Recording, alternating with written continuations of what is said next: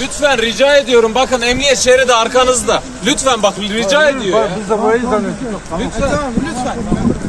Tamam. Arkadaşım lütfen.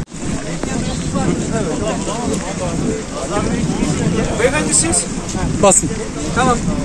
Şeridin dışına çıkın. Bak. Devam ediyorum.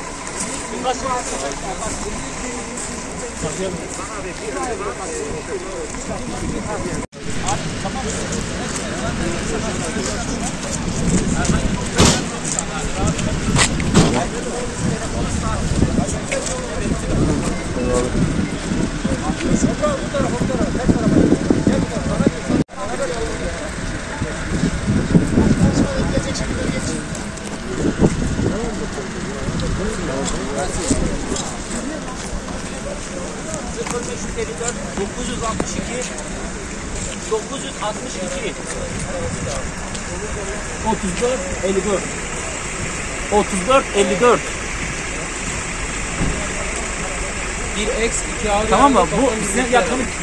Bu telefon bende kalacak. Bunun şarjı biterse tamam mı? Evet, evet.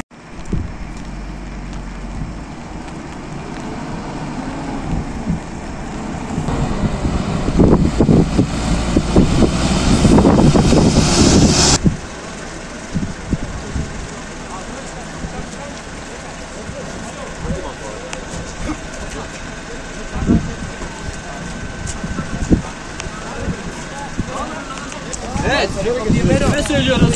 Arkadaşlar uzaklaşın buradan.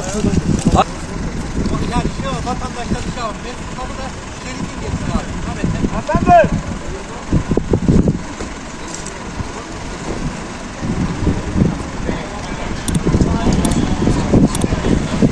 Hocam.